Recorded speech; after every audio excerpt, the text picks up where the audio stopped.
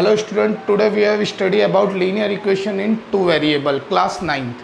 तो आज हम लोग स्टार्ट करते हैं क्लास 9th का linear equation in two variable. तो देखो तुम लोगों ने 8th क्लास में linear equation in one variable पढ़ा होगा, जिसमें हमारे सामने एक वेरिएबल के क्वेश्चंस आते थे जो 8th क्लास में पढ़ा था। टू वेरिएबल के क्वेश्चन नहीं आए थे। जो हमारे 9th क्लास में टू वेरिएबल आएगा, बहुत सिंपल चैप्टर है, ज़्यादा हार्ड है ही नहीं। तो हमारे पास में क्या है कि सबसे पहले हम लोग चैप्टर का मीनिंग समझते हैं। लीनियर, लीनियर मीन्स क्या होता है? Highest degree of variable is called linear. जब highest degree of variable is 1 तो वो क्या होता है? लीनियर। पॉलिनोमियल में पढ़ा होगा लीनियर पॉलिनोमियल। लीनियर पॉलिनोमियल क्या होता था? पॉलिनोमियल में लीनियर पॉलिनोमियल जब भी x की पावर 1 हो तो वो क्या होता है? Linear polynomial. यही बात है इसमें। लीनियर का मतलब highest degree of variable is 1। जब भी डिग्री की वेरिएबल की डिग्री 1, देखो इससे 7x एग्जांपल, 7x की पावर 1, तो ये क्या एक लीनियर है। क्या ये एक लीनियर? जैसे इसमें 4x प्लस 1 पावर क्या है 1। मैंने एक और एग्जांपल दे दिया 7z प्लस 3, इसकी वेरिएबल की डिग्री क्या है 1। तो ऐसे पॉलिनोमियल को हम लोग लीनियर पॉलिनोमियल बोलते हैं और इसी चीज़ को हम लोग लीनियर बोलते हैं। अगला आता है अपने पास में इक्वेशन। ये तो था लीनियर। अब इक्वेशन, इक्वेशंस मीन्स कि एक मैथमेटिक्स स्टेटमेंट जो इक्वलिटी ऑफ स्टेटमेंट, कहने का मतलब किसी दो चीज़ों को इक्वल करते हैं उसे हम लोग बोलते हैं इक्वेशन। जैसे कि हम लोग यहाँ पर मानते हैं, लेट सपोज राम की एज है x is equal to 7।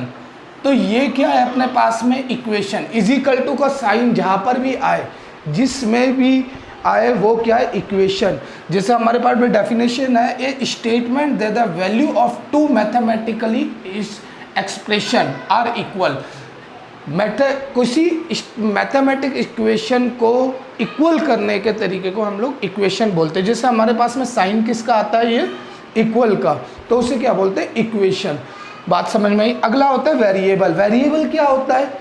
8th class में भी पढ़ा है। जो सिंबल या अपने पास में अल्फ़ाबेट या लेटर में रिप्रेजेंट किया जाता है। जैसे हम लोगों ने let suppose Ram age is x ये मानते थे, तो वो क्या है? एक वेरिएबल। वेरिएबल जैसे हम लोग डिनोट करते हैं A to Z, या कोई भी सिंबल अल्फ़ा बीटा गामा कि लेट सपोज मेरी एज है अल्फ़ा।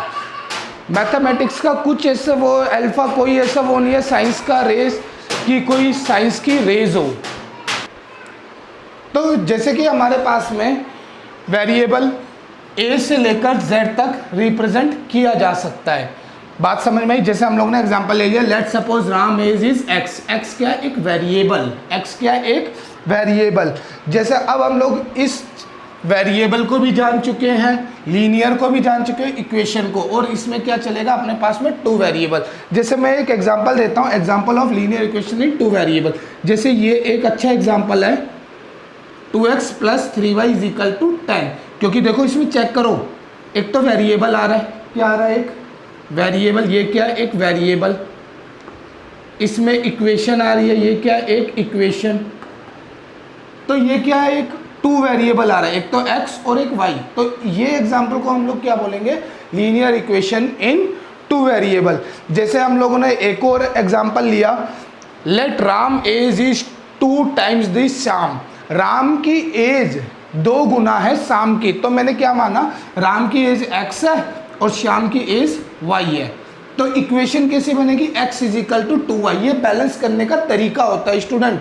देखो मैं एक चीज़ तरीके से समझाता हूँ तुम्हें, बैलेंस कैसे करते हैं। जैसे ये पहले नोट कर लेना तुम।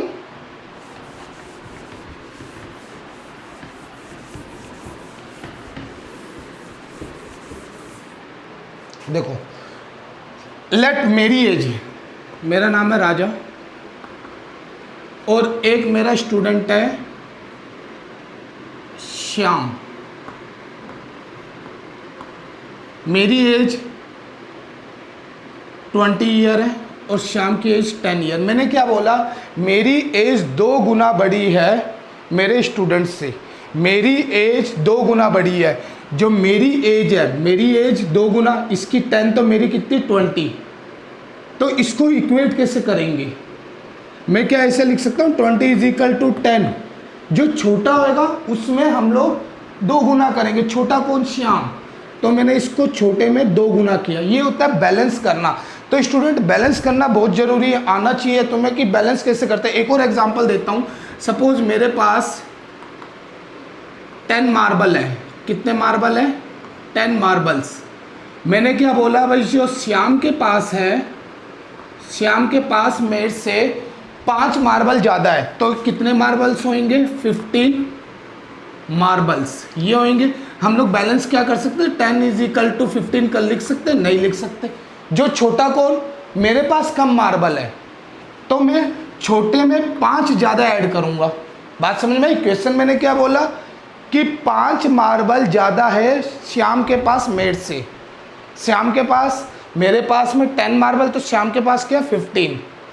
तो हम दोनों बैलेंस नहीं कर सकते। जो छोटा होगा उसको हम लोग बढ़ा देंगे। बात यहाँ तक समझ में आई? अब दूसरी चीज़ हमें ये पता होनी चाहिए, स्टैंडर्ड फॉर्म ऑफ लीनियर